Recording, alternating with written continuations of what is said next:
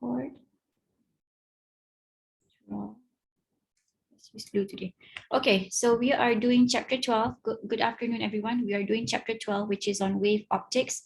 So we are learning about interference of waves, double slit interference, thin film interference, single slit diffraction, and diffraction grating. All these subtopics are on your quiz. And for chapter 12, ada 10 questions in your quiz. So the 10 questions are from these guys, okay? All right, so waves in general, they obey the superposition principle. Basically, when you add two waves together, they overlap and they either do constructive interference or destructive interference. And this is called, like, the overlap of these two waves are actually called superposition. It's just like the name of the principle. Okay, so we've looked at this before in chapter 9, I think. So this is my wave. My wave is, I define it as y1 equals to a sine kx minus omega t. We've seen this before. This is the wave number, and this is omega is what the name is, but you know what it is angular frequency. And so this is the how my wave looks like. So I have another wave, it's called y2, and the y2 starts earlier by 2 pi. And we know that when we have two waves that have some difference between them, this is called the phase difference. The phase difference. And we can indicate whether the wave is starting early or later than the reference wave. This is our reference wave. Okay, and this is the wave that we're looking at. So this wave started early by 2 pi compared to the reference wave. Therefore, in reference to y1, this equation for this wave is going to be plus 2 pi. It means it started earlier than the reference wave. It started earlier, therefore there is a plus sign. So if there is a minus sign, it started later. So basically that is it, and this is called the phase angle or the phase difference. So for this case, this is wave number 3, and in reference to the reference wave, in relation to the reference wave, this guy started late by pi. So our equation will be the same as the reference wave, but we will have this minus pi, and the minus pi is our phase angle or phase difference. And here, typically the phase difference or phase angle is indicated by this symbol. Yeah, it's just that symbol. So when you see this symbol, don't panic. It's just the phase angle or phase difference. So again, positive, it means that it started early than the reference wave. And if it's negative, it started later.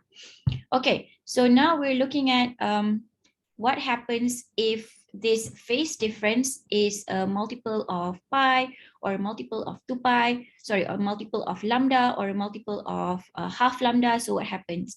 So here y1 is our reference wave again, and then we have y2.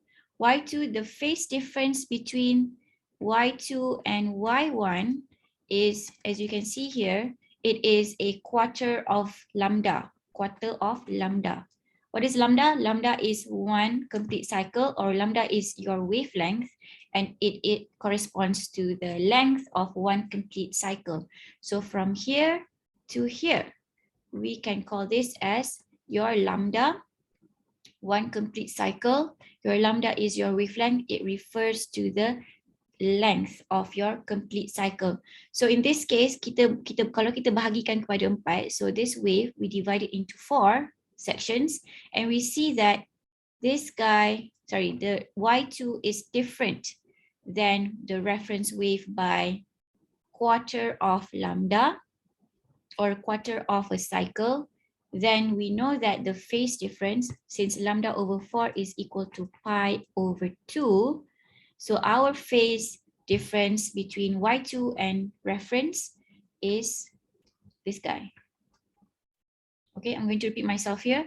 We have a reference wave, and I have another wave called y2. The difference between y2 and the reference wave is quarter of a wave, ataupun quarter of a wavelength or quarter of a cycle. Dia start lambat by a quarter of a cycle. So a quarter is 1/4. So it's lambda over 4.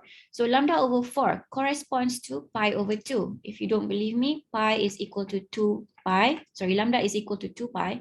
So lambda over 4 will be 2 pi over 4. And this is pi over 2.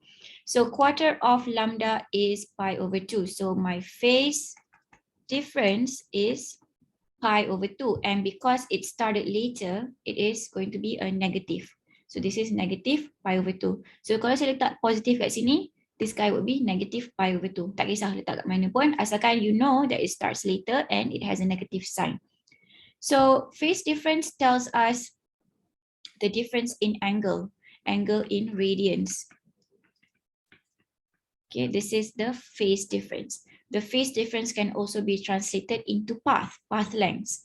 So remember, your path length, your lambda is in meter. Your angle of your complete cycle 2 pi is in radian. This guy is in meter.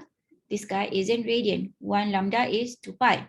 So you can convert your phase difference into path difference.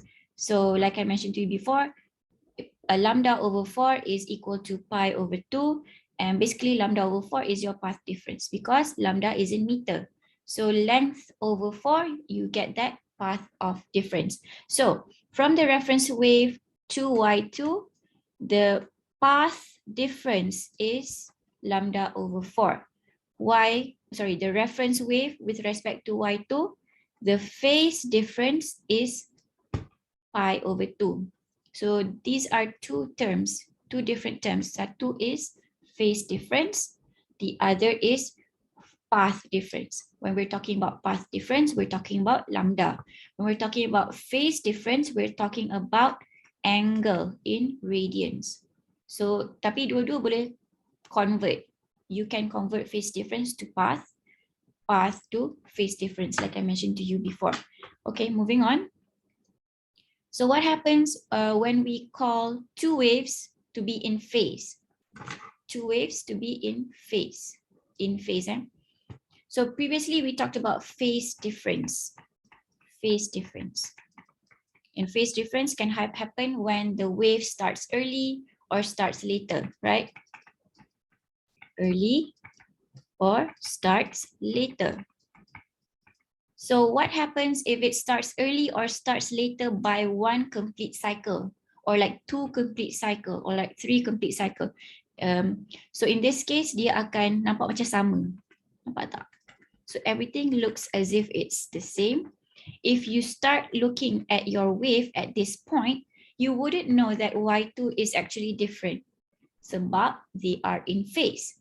Despite it having a phase difference, despite it being different, the difference is not observable because the waves are in phase. What does it mean to be in phase? Basically, it overlaps. Dia sama lah, the wavelength pattern is the same walaupun ada difference. And this can only happen, the waves can only be in phase if the phase difference is a multiple of 2 pi or a multiple of lambda, if you're talking about path length. So if you have a phase difference of 1 complete cycle or 2 complete cycle or 3, a multiple of your cycle, your waves will be in phase. Okay. So boleh plus 2 pi means it starts earlier, or it minus 2 pi, it starts later. Basically, you would see that they are the same. So we call these waves are in phase. Okay. So now, so sama juga kat sini, we have a difference in 2 pi, it looks the same. We have a difference in 4 pi, this is 2 lambda, this is lambda, and you see that the pattern is the same. So if I was looking at my wave from this time, at this time equals to 10 seconds, I don't know what time it is. So I would see, oh, these 3 waves are the same and they are in phase. Tapi sebenarnya tak sama, they have a difference. But I can't see that. So when I can't see that, you call it as waves in phase. Okay. So what is waves that is out of phase? So tadi kita nampak in phase dia punya pattern akan sama. But when waves are out of phase, when your reference wave is like going up, your other wave, your Y2 wave, will be going down, dia terbalik. So the pattern is opposite. So that is out of phase. So when does this happen? This happens when your phase difference is, okay, it's here. Your phase difference is plus minus pi, even number of pi. Kejap. Even number of pi, even number of pi, tadi even kan?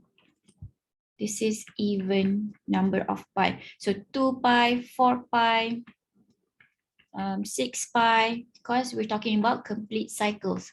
But for out of phase waves, we're talking about even multiples of pi. For example, 1 pi, 3 pi, what else? 5 pi, betul ke? 2 pi is complete cycle. This is half lambda. 2 pi, okay, this is 3 over 2 lambda. This is 5 over 2 lambda, I guess. Okay, betul. So this is going to be odd. Kenapa saya tulis even? Odd multiple of pi. Okay, so we saw that waves that are in phase will be a multiple of, the phase difference will be a multiple of 2 pi's, even number of 2 pi's. Even number of pi's. Sekejap, saya cakap balik. It will be even number of pi's, 2, 4, 6, 8. Betul. Or it will be a multiple of lambda. Okay, this is your path length. Confuse saya sebab lebih kurang. And then the phase difference for waves that are out of phase, basically dia kena 180 degrees lah in difference. And 180 degrees is plus minus pi, and it should be odd number of pi's, such as 1, 3, 5, 7, so on. And the path length is even multiples of pi over 2. Sorry, odd multiples. Saya suka cakap even. Odd multiples of pi over odd multiples of pi over 2. So here is 1 over 2, 3 over 2 lambda, 5 over 2 lambda. So these are odd multiples of pi. Lambda over 2. Sorry. Tukar je. Okay. So that was out of phase. This guy, sama, whatever that I said just now is the same. I won't attempt to explain it again because I'm going to screw it up. Okay, and now we go into interference of light.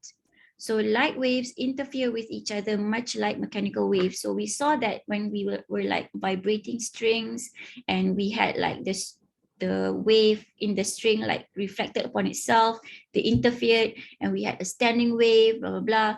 So light behaves in the similar way, but we don't have standing light here. Not in our syllabus at least.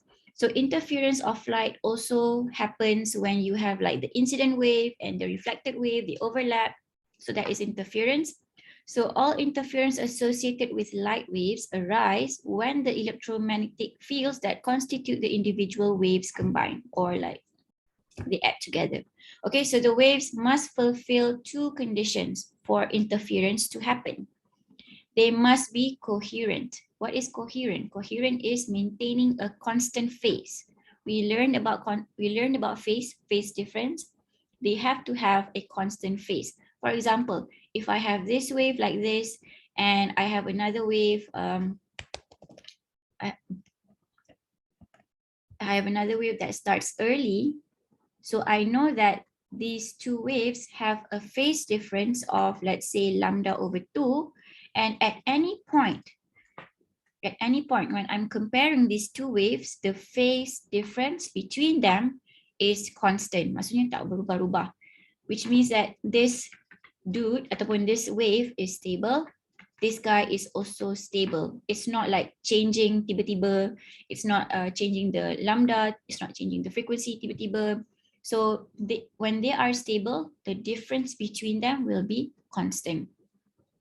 And the waves must have identical wavelengths. Not necessarily, but this is like the best condition. Best condition for interference is identical wavelengths and coherent. What is coherent? They maintain a constant phase with each other.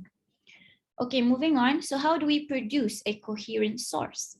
So here we can see that I have like a torchlight here. Okay, I'm drawing it. You can't see yet. How do I draw a torchlight? Macam tu lah, okay. This is a really bad one. Okay, so my torchlight is like shining a broadband light. Broadband light means it's a white light. White light has many colors. So I shine it on this slit. What is a slit? Slit is a hole, a small hole in there's like an opening lah. Macam ada cardboard and you have like some opening. So you shine your light through that opening and you place another cardboard that has two openings now. And what happens is that you will see some pattern over at the wall. You'll see some pattern at the wall. So what is going on actually? So when you shine a light, okay, kat sini dia cakap monochromatic. Sorry, let's not use torchlight. Let's say this is a laser light. It is monochromatic. It has a single wavelength of light. Single wavelength of wavelength. Single wavelength. Okay, so we have a blue laser. Kalau dia satu wavelength, selalunya laser lah. So we have a blue laser and it's shining through this slit. And what happens is that the light from the single slit is allowed to fall on the screen containing two narrow slits. So it falls on this cardboard with two openings. The first slit is needed to create a single wave front. It means that whatever, macam kadang-kadang kan kita ada interference from other sources of light. We don't want that. We want to focus, we want our light to be coming from the laser only. So what happens is we are like focusing all this laser light into one small opening, and I know whatever that I'm getting between this, whatever that I'm getting between these two cardboards is the blue light laser. This is why we have the first slit. I'm going to repeat myself here. The first slit, the function is to like confine all the light. Maksudnya, sorry, not confine, isolate the light supaya light benda daripada source lain tak masuk campur. So we just want this blue light laser. So this is why we have the first slit. So what goes through is I'm going to assume that it is all the blue light laser. So this is like one source. One good source. This is what we're doing. So it is much more common to use a laser as a coherent source sebab senang. Laser kan satu wavelength saja, so it makes our life easy. So again, what will happen after it goes through two slits? After going through the two slits, what will happen is that we will have two sources of light. Two sources of light. Tadi kita shine through a single slit, we only have one source. We made sure of that. But now when this single source goes through two, it is as if we have two sources of light.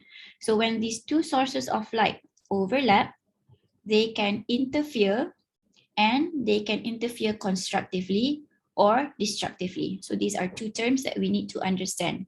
So interference can happen either constructive or destructive. So you can already macam guess lah what this thing means. This is to construct. You're basically trying to build something, and this is to destruct. You're basically like trying to collapse something or like get rid of something, right? Destructive, destruct. So these are two opposite terms. So the narrow slits S1 and S2 at a source of wave, the waves emerging from the slits originate from the same wavefront and therefore are always in phase. So the reason why we have these two slits is that we want these two guys to be coherent or in phase. So this is why we have the two slits. The first one was to make sure we have a coherent source or like a single source. And when we have the two slits, we are making sure that these two sources are coherent or are in phase because basically they are from the same source, right? So this is the justification between Young's double slit experiment as to why we have a single slit and then a double slit.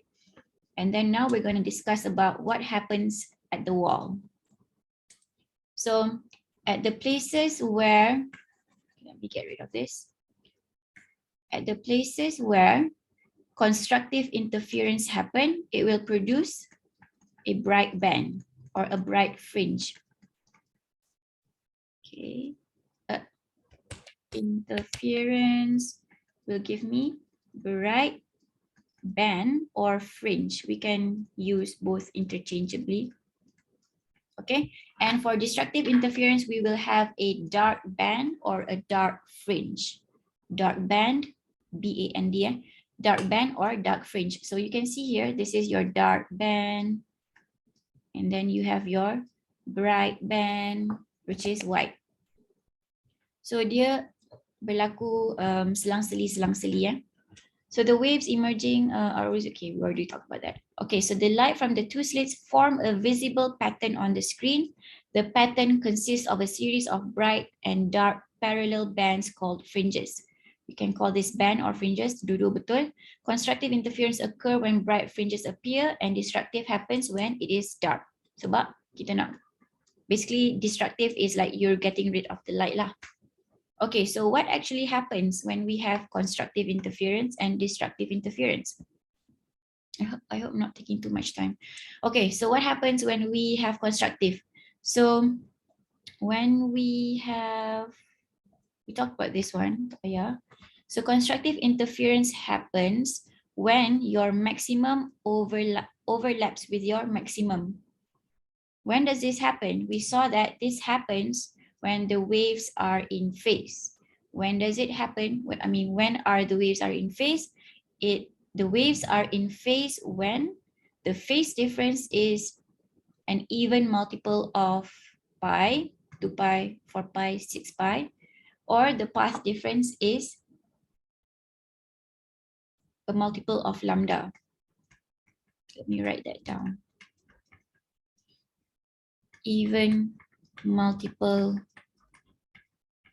of 2 pi. Okay. So when we have an even multiple of 2 pi or a path difference of multiple of lambda, we can see that our patterns align, and we call this waves that are in phase. Perbezaan dia adalah satu cycle ataupun dua cycle ataupun tiga cycle. So asalkan it's a multiple of a cycle. So when they overlap together, what you get is something that is bigger. So kalau ni dua, you will get 4 in amplitude. Kalau ni -2, this is -2, you would get -4. Basically, it adds together. It adds up together. So the waves are in phase and the resultant amplitude is doubled. So this is what happens when you have constructive interference, and tempat yang overlap jadi amplitude besar tu is what you get the bright band fringe. Okay. And what happens for destructive interference? Like I told you before, kalau the difference between two waves is half a cycle. For example, we have this one is -2 and this guy is +2. Adding them together would give me 0. So basically, I won't get anything over here. And this would be your dark band. The waves are out of phase. The resultant amplitude is 0. So you would get a dark fringe or a dark band. So the phase difference between the two waves must be a multiple of odd multiple of pi or odd multiple of lambda over 2. Okay, betul. Okay.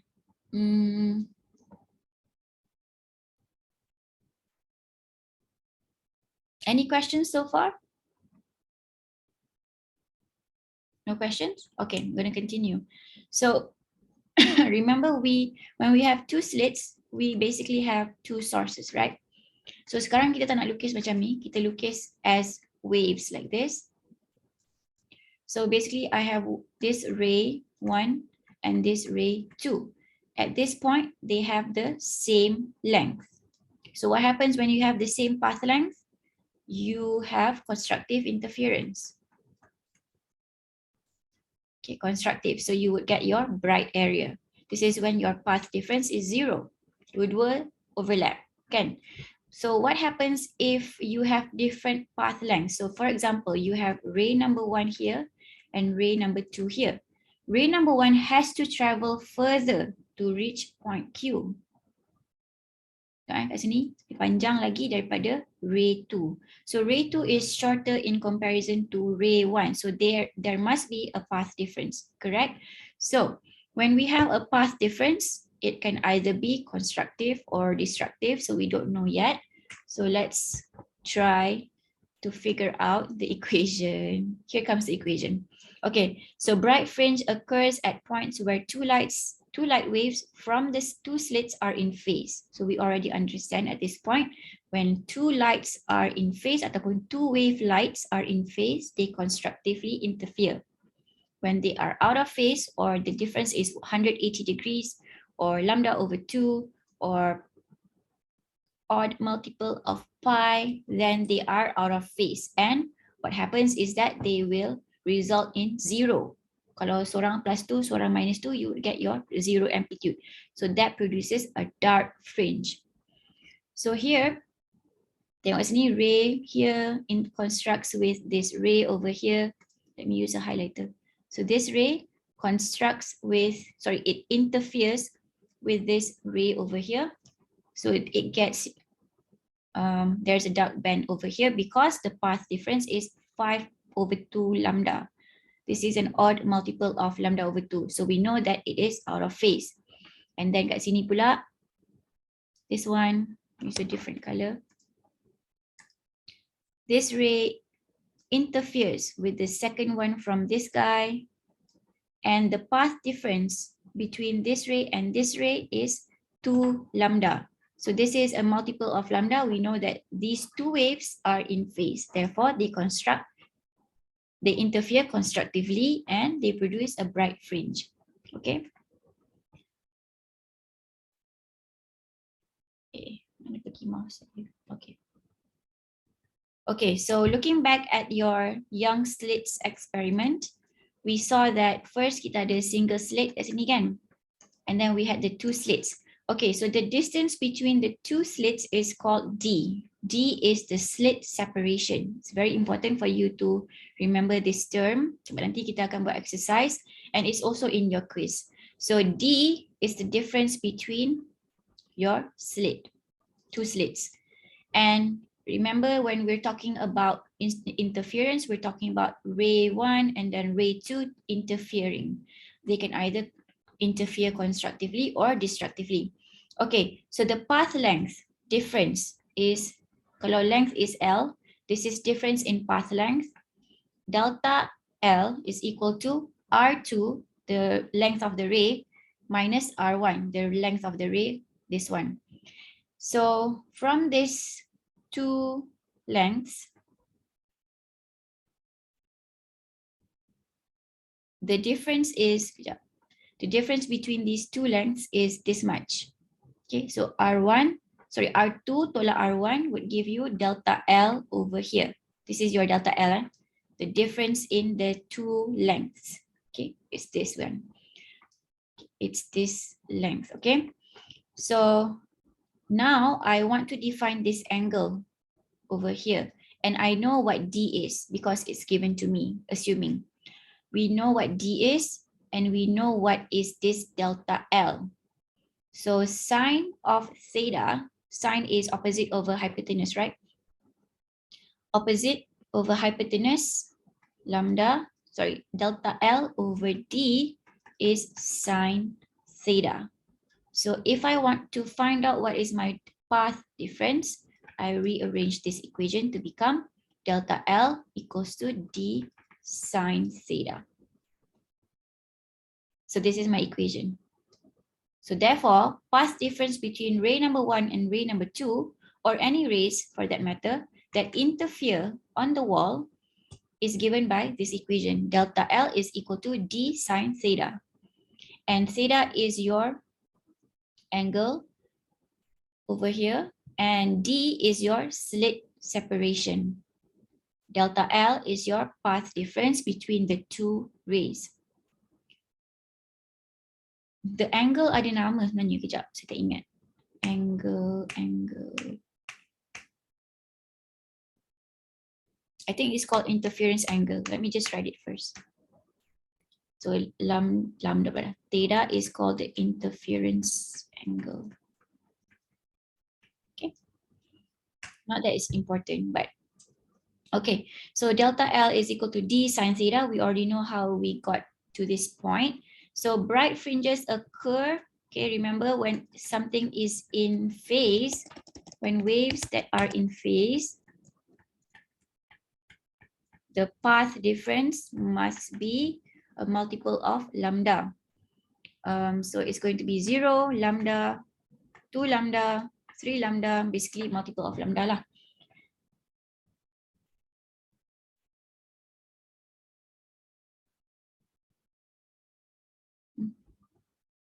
Sekejap, kenapa saya letak M plus 1/2? Terbalik. Sekejap. I got this mixed up.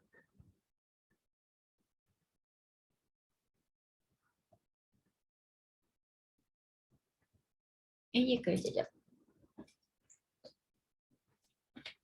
Get the book.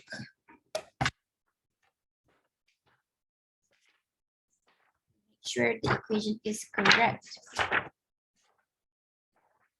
Design. Wave optics. Okay. So page 170, constructive interference happens.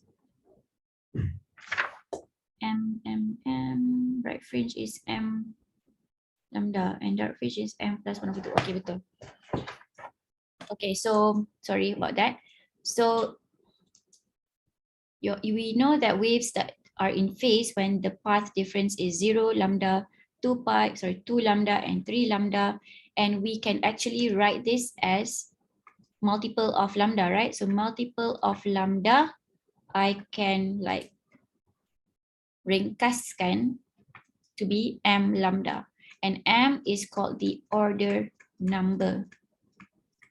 And M starts from 0, plus minus 1, plus minus 2, and so on. And then for the dark fringes, waves are out of phase bila kita punya cycle ada difference of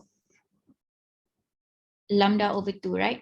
So delta L is going to be a multiple of lambda over 2, tapi multiple dia kena even. Dia kena odd. It's an odd multiple of lambda over 2. Remember, it's either 1 times lambda over 2, 3 times lambda over 2, 5 times lambda over 2. So to ringkaskan these multiples, we can write it like this. M plus 1 over 2 times lambda. So this is what I wrote over here. So you have multiple of lambda, you can write it as M lambda. M is the order number. And for dark fringes ataupun destructive interference ataupun waves that are out of phase, you can write it as M plus 1 over 2 lambda. This basically gives you an odd multiple of lambda. So odd multiple of lambda, betul ke? So if I put in here 0, 1 over 2 lambda, okay, it's odd. I put in 1 over here, it becomes 1 plus 1 over 2 is 3 over 2 lambda, is an odd multiple. And if I put here 2, 2 is 4 over 4, 2 is 2 over 2, that is 4 over 2 plus 1 over 2, it's 5 over 2, right? That's an odd multiple of lambda.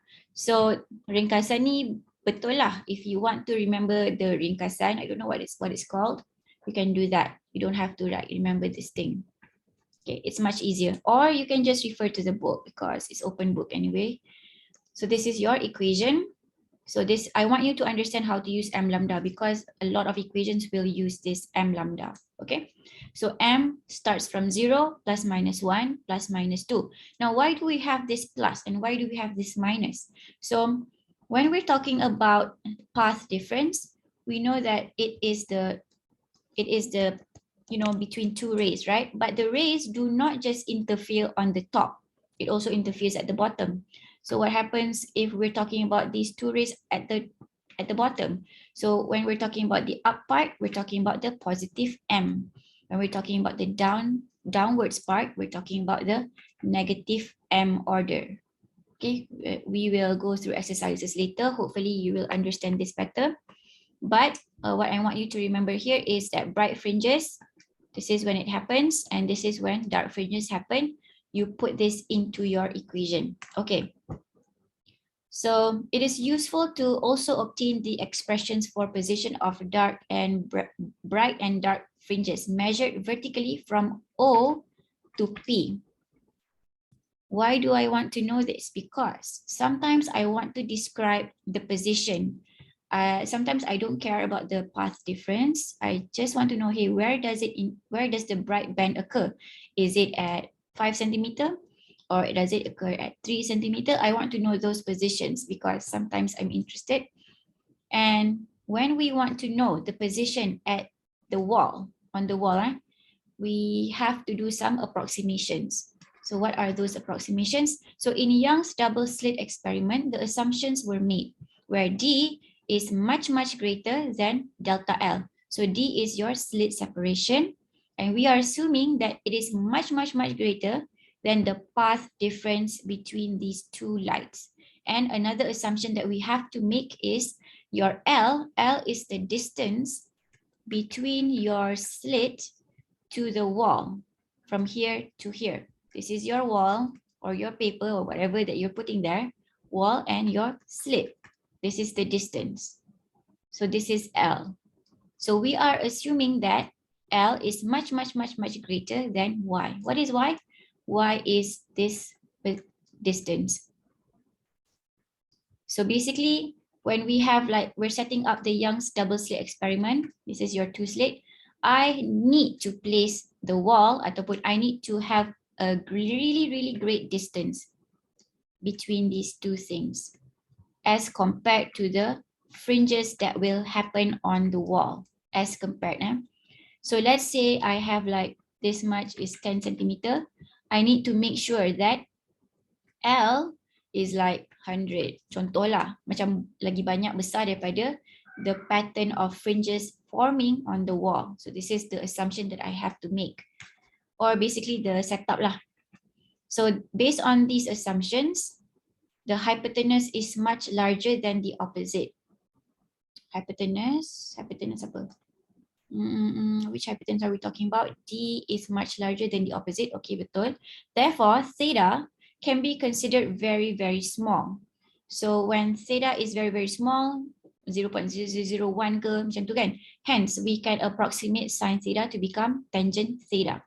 Okay, why is this important?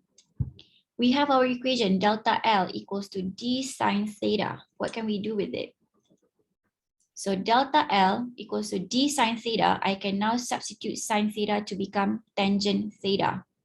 Why is this important? Because when I know tangent theta is equal to, tangent is opposite over adjacent, right?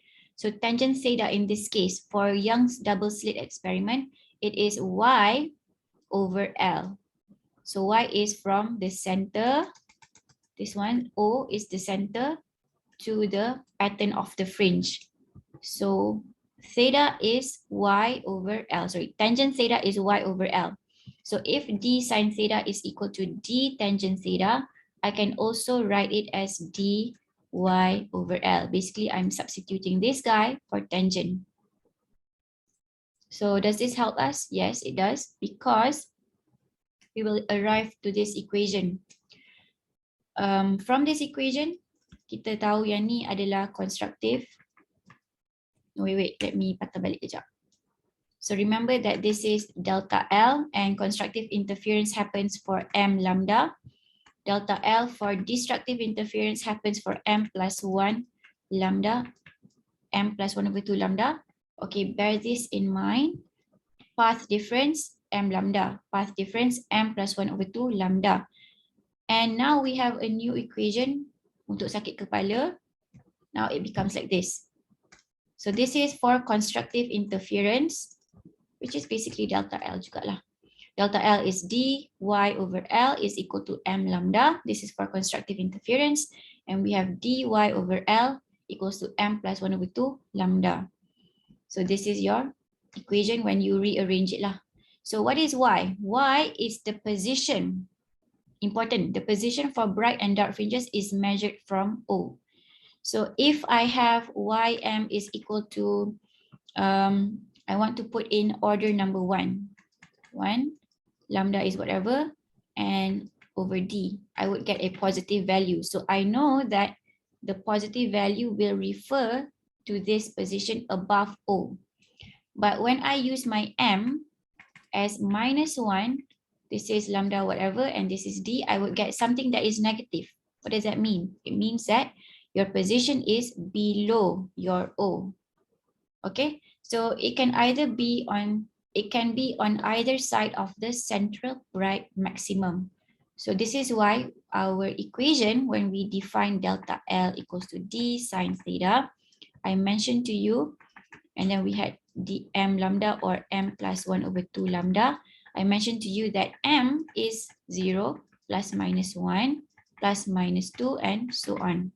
Ada plus minus kat situ. Because this is why, because we are defining up and down of with respect to the center.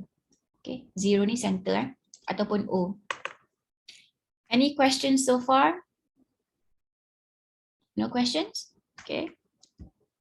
No. All right. So now let's go over an example problem. Since we are not out of time, we are chasing time. Let's just go over the solution terus. So a Young's double slit, the keyword here is double slit, has a slit separation of 2.5 times 10 to the minus 5. So this is your D, slit separation, right? Let me write that somewhere else. So your D is 2.5 times 10 to the minus 5. This is already in meters, so we are good. On which a monochromatic light beam is directed. So we have some lambda that we don't know. The resultant bright fringes on a screen. Okay, we have a screen. When we have a double slit, I don't know why I'm too lazy to do the slit. That's your slit. Okay, so it's telling us the resultant bright fringes on a screen 1 meter from the double slit. So it's telling us that this is 1 meter. And what do we call this? We call this as L. So L is equal to 1 meter. Are separated by 2.3 times 10 to the minus 2. Dia cakap the resultant bright fringes separated by 2.3 times 10 to the minus 2. What does that mean? So let's look back at the picture. Picture ni tak nampak lah. Okay, it means that when we have like 2 bright fringes, 2 adjacent bright fringes, this is what it means. They happen consecutively. They happens after one another. So 2 adjacent bright fringes. It doesn't have to be there. It can happen anywhere. I can say, oh, these 2 guys are adjacent bright fringes. Oh, these 2 guys are adjacent bright fringes. I can say that. Asalkan bersebelahan. Bersebelahan, adjacent. Okay, so let's go back to the question. It says, the resultant bright fringes on a screen are separated by 2.3. So the difference between those 2 bright fringes is 2.3 times 10 to the minus 2. So now, what is the wavelength of this beam? Okay. So adjacent means that the order is, let's say we choose m equals to 1 and m equals to 2. So the difference in order number is going to be 1, right? If we're talking about adjacent, it can also be order number 3 and order number 2 or 4 and 3, 5 and 6, can be anything really, asalkan bersebelahan. So the difference between these orders that of adjacent bright fringes is equal to 1. It happens for any place lah. Tak kisah 4, 5, 6, 7, tak kisah. Okay, so that is my point here. Adjacent bright fringes tells us that the difference in order is 1. Okay, so now let's go back to our equation. So bright fringes punya equation is dy over L is equal to m lambda. Is this true? Let's go back. We have this equation, doesn't look like that, but it came from this guy. So there's a variation of this one. So if you want to remember this one, you don't want to remember this one, boleh, sebab sama je. It's just like a rearrangement of the equation. So let's say I want to use this one, y equals to m lambda L over D, because I like that one. Y equals to m lambda D. I think I'm going too fast today, but sorry, we have to. M lambda L over D. Sama tak?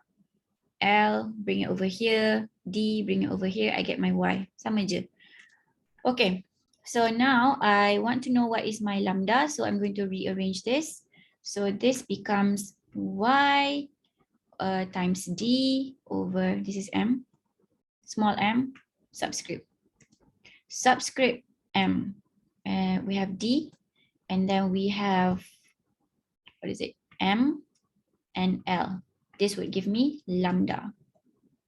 Okay, so I want to know what is lambda, and I know that the difference in M is 1. So I can try to do it this way, or I can find out what is Y2 and Y1 and find out that way. Boleh juga. And then substitute these two equations. Tapi panjang lah cerita kan. So the way that the solution did it is that dia terus substitute M for 1.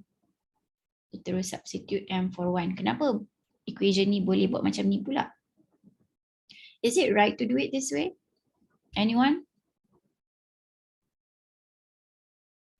So equation kita Y and also M. But this guy, I mean orang yang buat solution ni, dia substitute here for delta M. Is it possible to use the equation like that?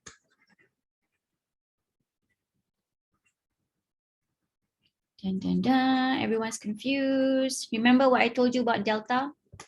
If I'm putting delta on one side of the equation, what needs to happen? Final minus initial. Apa dia? Final minus initial, betul. But what happens if, let's say, I have A plus B is equal to, no, this is not a good example. What if I have AB is equal to CD? In this case, A delta B, what will happen to the equation of CD over here? If I have delta D. Kena ada delta somewhere, right? It has to be balanced out. So it can either be delta CT or C delta D. Tak kisah. Asalkan ada delta dua-dua belah supaya dia balance. Kena ada. So in this case, the reason why they use delta M is because the value given is delta Y. The value given is delta Y. How do we know it's delta Y? Because they are separated by 2.3. So between this guy, M plus 1 and M, this is the separation. And they gave us this delta Y as 2.3 times 10 to the minus 2. So when I have delta Y in my equation, delta Y as my parameter, I can also balance out the other side of the equation with delta M. So kalau nak tengok kat sini betul-betul, we put the delta M over here and delta Y over here. So it's good. Kat sini tak tulis, sepatutnya kenalah. Mathematically, you have to put the delta. But okay lah, kita level asasi kan. So this is what happens. You put in delta Y. This is not Y value, it's delta Y value because it is the difference between ym plus 1 minus ym. Okay, so this is why it works. Okay, enough about that. So if I put delta M as 1 because this is what the requirement is, and delta Y as the delta Y, we would get the answer as 5.75 times 10 to the minus 7 meter, or I can write it as 575 nanometer, which is more typical for wavelength. Wavelength selalu nanometer lah. Okay. Any questions about this one? Faham ke apa yang berlaku kat sini? Faham. Ada tak orang yang tak faham? Does anyone want me to explain again?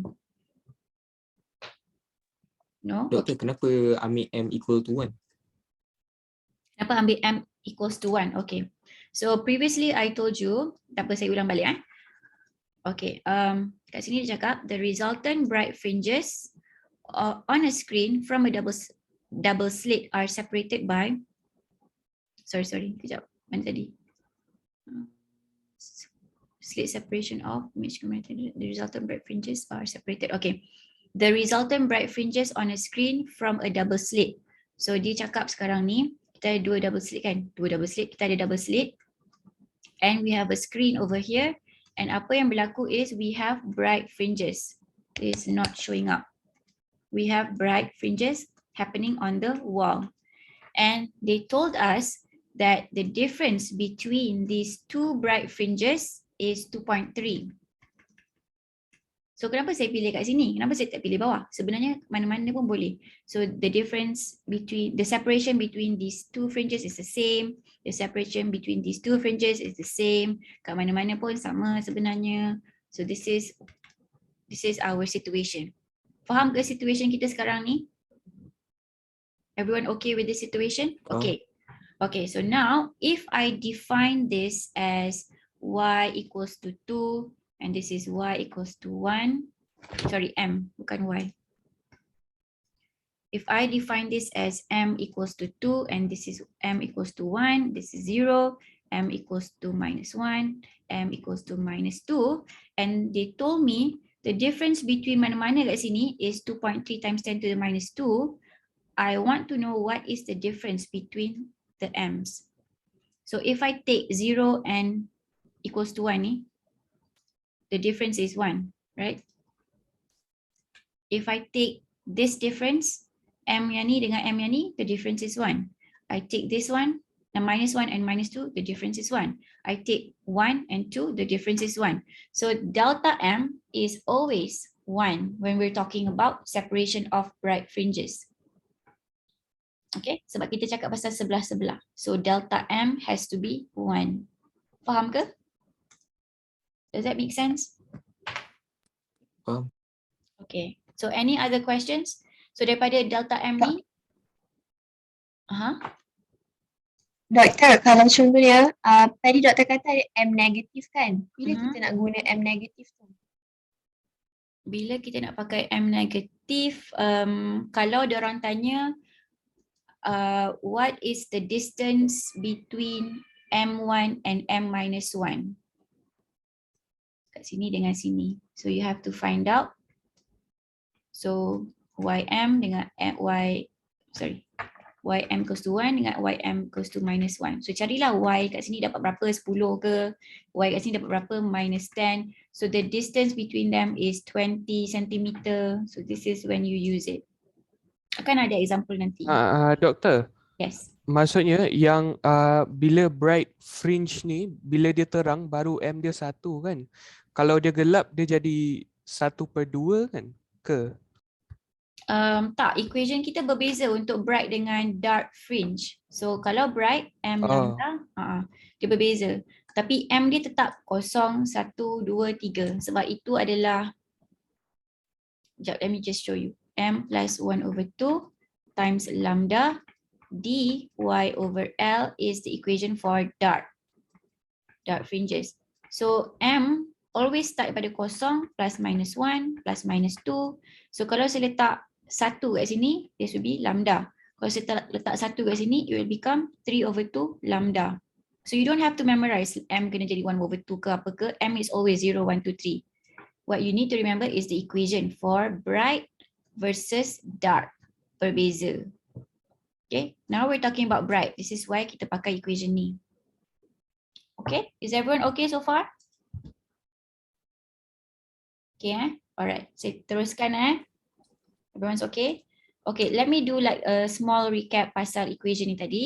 So since we already know that delta M is what we have here, delta M is 1, I put delta M here and I need to balance out the delta. So it can be delta D, it can be delta L, it can be delta Y, but the value that I know is delta Y. So this guy is, equation ni tepat lah. So if I put here 1 as my delta M, sorry, if I substitute the value for delta M as 1, then I would know that I have to substitute delta Y punya value kat sini lah. Okay, kena balance out. Itu saja. Just use the equation as normal, but when you have delta, make sure dua-dua side ada delta. That's the main takeaway. Okay, alright, moving on. Okay, next one. Two narrow slits are 0.025 millimeter apart. So we're talking about D here. They are the separation between the slit. So 0.025 times 10 to the minus 3 meter. Dia tukar jadi meter. When a laser shines on them, bright fringes. So we have like two slits here. Okay, laser light, tak tahu macam mana. Lepas tu bright fringes form on a screen that is a meter away. So dia cakap L is equal to 1 meter. So ada bright fringes happen. Okay, these fringes are 3 centimeter apart. We're talking about bright fringes. So dia cakap kat sini, between any bright fringes, they are 3 centimeter apart. So what is this? This is delta Y. Okay, delta Y is 3 centimeter or 3 times 10 to the minus 2. Okay, so what is the separation between the second order bright fringe and the central fringe? Second order means M equals to 2. Central fringe means M is equal to 0. Nama dia panggil equals to 1. Sekejap. What is the separation between the second order bright fringe and the central fringe? Central, and second order M equals to 2. Betul lah. Okay. So what are they doing here? At M, delta M is equal to 1. Oh, okay. Never mind. Dia buat cara shortcut. Okay. So here, what they're doing here is delta M is equal to 1. Maksudnya dia cari daripada central ni. Dia cari dekat, mula dia nak cari, dia nak pakai equation ni lah. Dia nak pakai equation ni balik. They wanted to use this equation again. So M lambda dy over L. Okay, let's do that. Kita tak payah buat shortcut lah, nanti pening kepala. So M lambda dy over L. So this is the equation that they used. And we know that the fringes are 3 centimeter apart, so delta Y. So delta Y is 3 centimeter, which means that if we wanted to put here delta Y, I need to have delta M. Okay, so delta M of fringes that are next to each other is 1. Kita dah tahu tadi kan.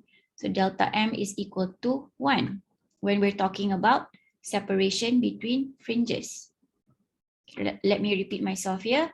When we're talking about separation between fringes, tak kisah bright ataupun dark, when we're talking separation between fringes, okay, the delta M will always be 1. Sebab dia sebelah-sebelah. Sebab kat sini M equals to 1, this is M equals to 2. So sebelah-sebelah satu je lah beza dia kan.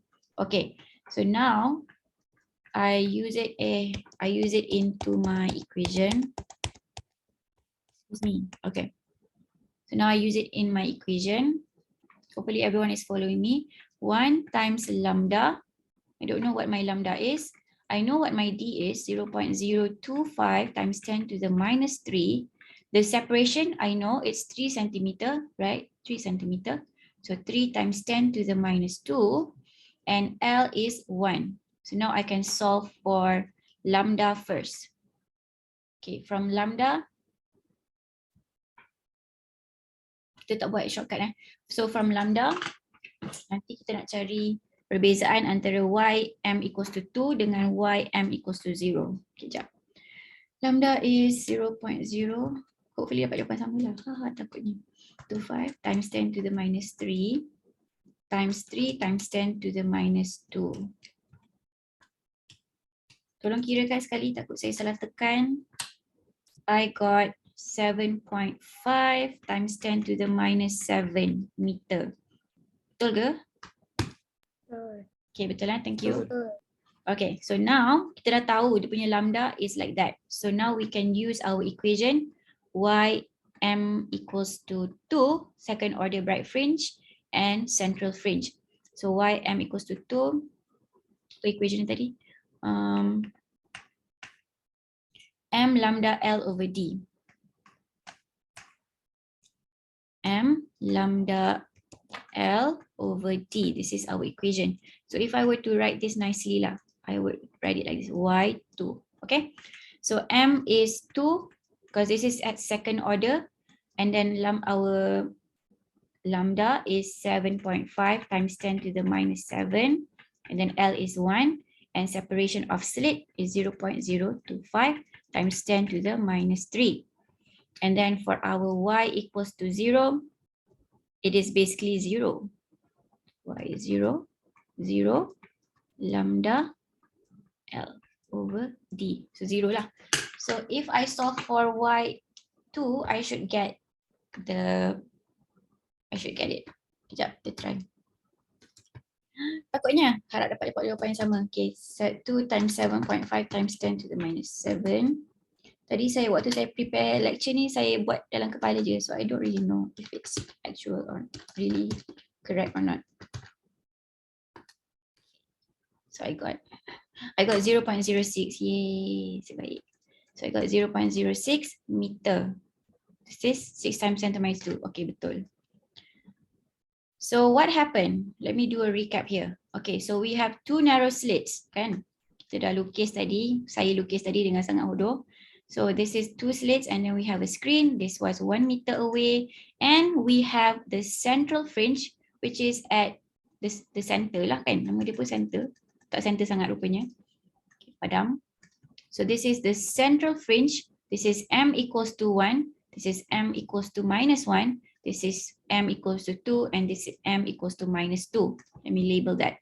0, 1, 2. Minus 1, minus 2. Ni m Okay. So now diorang tanya kita, apa perbezaan? Apa difference? Apa separation, sorry. What is the separation between the second order bright fringe, benda Allah ni, dengan benda Allah ni? Kenapa dia nak tahu? Tak tahulah. Saja nak menyusahkan kita. So, how do we do this? First, I solved for what is the lambda. So delta m lambda equals to d delta y over L. Since I know what is delta y, I needed to know what is delta m. Remember, the separation between two fringes will always be delta m equals to 1. Always. Yeah? Okay, so from here, I got my lambda. And then when I know my lambda, I can solve for y0 and y2. So y2, of course, this one is 2. So this guy is 2 also. 2 times 7.5, blah, blah, blah. And we got this guy. And for the position of ym equals to 0 is basically 0 lah. Sebab dia tengah-tengah kan. We always start from 0. Atas ni positif, bawah ni negatif. So if they are asking us the separation between the central fringe to the second order, basically you're finding y2. Kalau tak faham cara ni, tak payah fahamkan pun, tak apa. Semua orang faham ke the not so shortcut way of doing things? Faham eh? Anyone wants me to explain again? Gambar ni membantu kan? So please try to draw it if you feel confused. I really like this diagram walaupun buruk. Okay, next.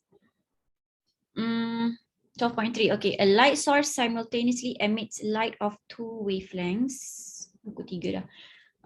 Two wavelengths. So ada dua wavelength kat sini. So susah sikit lah. 480 and 560 nanometers respectively. The source is used in a double slit interference experiment. So previously when we were talking about the equation, we were assuming we only had one lambda. Ataupun kita pakai laser source. Kita tak assume dia macam torchlight. Kalau torchlight banyak wavelengths kan. So now the light has two wavelengths, which is normal. It's common. And the source is used in a double slit interference experiment where the slit spacing is 0.04 millimeters. So this is your D. Okay. And the distance between the double slits and the screen is 1.2. So this is your L. What is the separation between second order y equals to 2 bright fringe of the two wavelengths as they appear on the screen? So now dia nak suruh kita cari y2 untuk y2 for 480 nanometer wavelength and y2 for 560 nanometer wavelength. And they want us to know what is the separation between these two guys. Okay, so yang ni macam senang sebenarnya. So let's see. So we have the first wavelength, this one, and second wavelength, and then D, and then our L. We know this information. So this is the equation for bright fringe. We're talking about bright fringe here. Okay. So m lambda is equal to dy over L. As you can see here, your equation depends on lambda. So if your lambda changes, then your y also tukar tempat lah kan. So remember our y can be rearranged, this equation can be rearranged to find out y. So kalau lambda tukar, your y position also changes. So the position of y2 for lambda 1 and y2 for lambda 2 berbeza. So dia nak tahulah perbezaan tu berapa. Okay, so now kita plug in lambda as 480 nanometer. So just put it here. The order is 2, kita nak cari y2 kan. Kenapa tulis y1? Okay, y2 for lambda 1. Okay, this is much better. Y2 for lambda 1. So this is 2 times lambda 1 times L divided by D. So you get this one. And then for y2 for lambda 2, you put in your lambda 2 over here. This is lambda 1, this is lambda 2. So you would get this one. And then the difference between them is this guy. So kalau kita nak cuba imagine how this looks like. Let's do it. Okay, so this is your double slit and this is your screen and this is your L. We already know this at this point. So your bright fringe for your first wavelength, this one lah contohnya, contoh je. Okay, and then for your other wavelength, dia akan pergi tempat lain. So dia central dia akan sama, tapi dia punya, this color won't show up. Green. So maybe dia akan menjadi kat sini ke, dia tak overlap sangat. Dia ada perbezaan. Tapi central dia akan sama sebab y equals to 0. But the rest of the position, there will be some difference. Okay. So if we are talking about lambda 1 punya y2 is 2.88. Y2 for lambda 2 is 3.36. Maksudnya lambda 1 ni akan jadi kita punya green. Lambda 1 for m equals to 1. Lambda 1 for m equals to 2. And then this is green, lambda 1, m equals to minus 1. Lambda 1, m equals to minus 2. And then we have our other wavelength, lambda 2, m equals to 2. Lambda 1, m equals to 1. So this is what is going on lah when you have two wavelengths. Oh, this is one. Okay, you get the idea. So basically what they're asking us is, for these two y's, what is the separation? Because they are not going to overlap if they have different wavelengths. Kat tengah-tengah je dia orang overlap. Sebab memang begitu. Any questions about this one? Okay, so everyone's okay? That's good. Okay, so let's take a 5-minute break and then we're going to continue with interference in thin films. 5 minutes means 3:17. Kalau soalan boleh tanya. So interference of thin film saya ingatkan nak skip tapi rupa-rupanya ada dalam quiz, so tak boleh skip. Satu soalan je.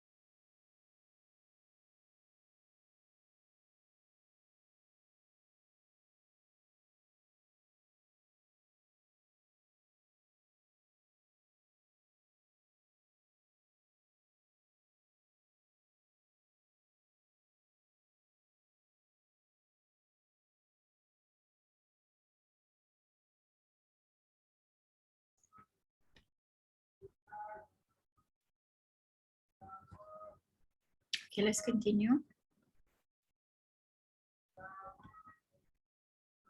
Ada background sound tak? Okay, I'm still recording. Okay, yes. Okay, so now we're going to continue with interference in thin films. Soalan ni ada dalam quiz. Interference effects are commonly observed in thin films. For example apa? Macam ni lah. This oil on, kita ada puddle and then there's some oil kita tumpahkan. So you would see like these colors forming. You would see like rainbow colors on the oil, right? Because of interference. Okay, or sometimes it is just soap in water when the soap is really concentrated and it forms like a thin film on the water. Then it would also happen like this. Nampak color-color macam-macam tu. Basically, you see this in parks where they sell you like really dense soap solutions for like bubble making. So those are examples of interference. You see that ada rainbow form inside the soap. So that is interference. Okay. So that is your real world scenario. So what happens when we have interference? So there is no phase change when the wave is reflected from a medium of high refractive index to medium of low refractive index. So what is phase again? The phase is when we have a reference wave and a difference in phase. Remember, it can either start early or start later. So this is your phase. So when something reflects from a surface, it can either have a phase change or sometimes it doesn't have a phase change. Phase change tu maksudnya mula ataupun start lambat daripada reference wave, right? The reference wave in this case is our incident wave. Okay, so there is no phase change when the wave is reflected from medium of high refractive index to medium of low refractive index. For example, this one. So here, let's say this is air and this is glass and this is air. So the light is inside the glass and this is the boundary. So this guy is N2 and this is N1. When N2 is greater than N1, this is the boundary that it's going to reflect. Therefore, there will be no phase change. No phase change. Maksudnya, dia punya wave tu akan sama macam incident. Ni tak sama lah pula. So it will be the same. As if dia tak reflect pun. Sama je macam phase dia start sama.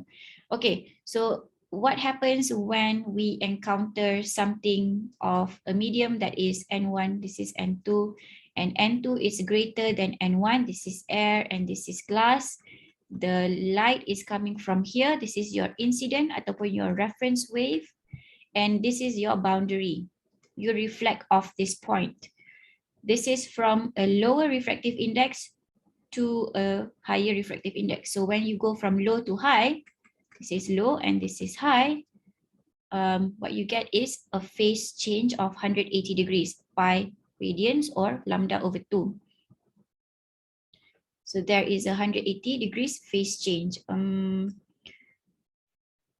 What did I want to say here? So this is high and this is low.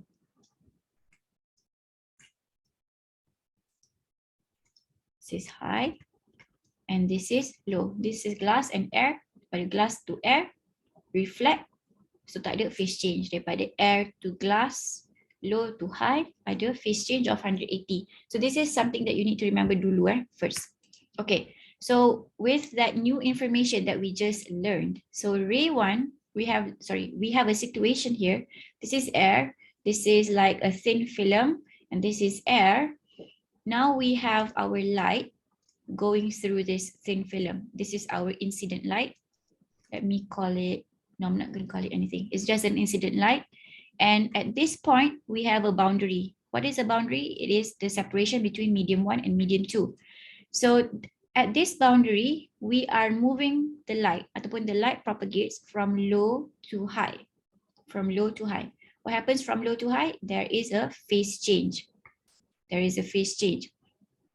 Now, this is not TIR. This is not total internal reflection. Despite the reflection happening, some of the light can pass through. Dia tak efficient lah. Kalau efficient, TIR lah. Kalau betul-betul efficient, dia macam ni je, tak ada terkeluar. Semua dalam gelas. So, since this is not an efficient setup, this is just a thin film. What happens is, despite ada reflection, kita ada juga light yang pass through. This is not TIR. So the transmitted light now becomes the incident light in the glass. Okay, so when we encounter another boundary, now what happens is that we are traveling from high to low. So the reflected light has no phase change. No phase change in compared to what? No phase change in compared to the incident light. This guy over here. So this one reflected 180. This guy reflected, lepas tu dia keluar lagi air tu. There is no phase change. Dia refracted, yes. It is reflected and then it is refracted, but there is no phase change. When we're talking about phase, this is what we're concerned about, the ends, the refractive index. So when we don't have any phase change, when these two waves combine together, they can form constructive and destructive interference lah. So this is what you get, interference in thin films. So ray 2, which is reflected from the lower surface, undergoes no phase change with respect to its incident wave. Okay. Okay. And then we have a new equation here. Lambda n is equal to lambda over n. So what they're telling us here with this equation is when you have lambda going through, let's say this is like 580 nanometer, and this is n equals to 1. When your n is equal to 1.2, it is higher refractive index, your lambda will change. And I think this is on your quiz too. So your lambda will change. Lambda, where am I? Okay, your lambda will change when you enter a different refractive index.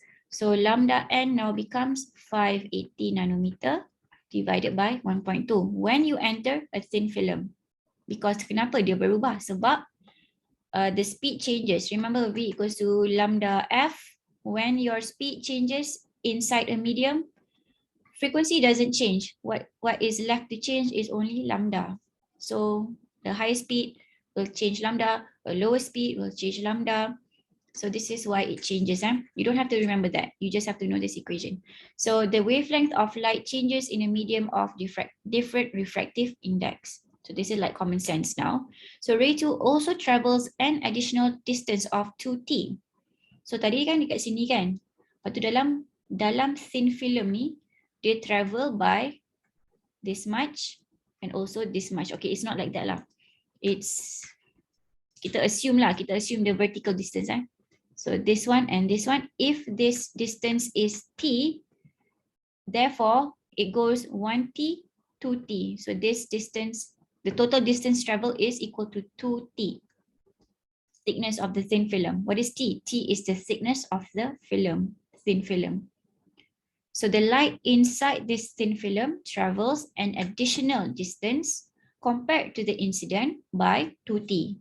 So dia travel jauh sikit lah. Walaupun dia tak ada phase change, tapi dia travel. Boleh ke benda yang sama phase have a path difference? Boleh kan? Kita saw that lambda L can either be in phase or not out of phase. So ada condition dia. So despite having an additional path length of 2t, it is still in phase because there's no phase change. So before the waves recombine in the air above the surface, so kat sini kita akan assume they recombine. Dia rapat lah, dalam ni dia tunjuk jauh, tapi sebenarnya rapat. Okay, so now we have an equation. So path length is equal to 2nt plus 1/2 lambda. If you have one ray 180 degrees, ada phase change, and the other with no phase change. So the constructive interference equation is therefore 2nt equals to m plus 1/2 lambda. Now this does not look right, tapi sebenarnya betul. Sebelum ni we talked about delta, apa tadi? We talked about something that is in phase as, in phase kita cakap m lambda kan? And out of phase was m plus 1/2 lambda. Tapi dia terbalik untuk thin film interference. For constructive interference, it is 2nt equals to m plus 1/2 lambda. Dia terbalik. Okay, so don't get confused with that. You can refer your book. So I'm just highlighting this so you don't use the same equation as the Young's double slit experiment tadi. So now for destructive interference, you have 2nt is equal to m lambda. What is this for? This is for thin film interference equation for rays that are satu ada phase change, satu lagi tak ada phase change. Penting untuk take note of this. Okay, next one. So here, there is another situation. Tadi kita tengok glass. Sorry, we saw that we had a thin film. Previous punya experiment. Previous situation, thin film over here, and this was air, and this was air, right? And we saw that satu phase change, satu lagi tak ada phase change. Now, we have a second situation. This is number 2. Satu glass, air, and glass. Dia macam terbalik lah. This one is higher in refractive index, lower, higher. So what happens? So I have an incident light coming, and this is the boundary between air and glass. So what happens over here? I'm traveling from high to low, so there is no phase change. Okay, we know this. And then I'm traveling, the light reflected, some of it is transmitted, so it is transmitted in the air. And at this boundary, I'm traveling from air to glass, this is low to high, so there will be a phase change. So now this light that is traveling will have a phase change. So these two guys will recombine and interfere. So for this type of case, the equation is the same. For constructive interference, 2nt is equal to m plus 1/2 lambda. For destructive is also the same. So sama je. Walaupun glass, air, glass versus air, film, air, as long as there is a sandwich of dua-dua kat sini rendah. How do I say this?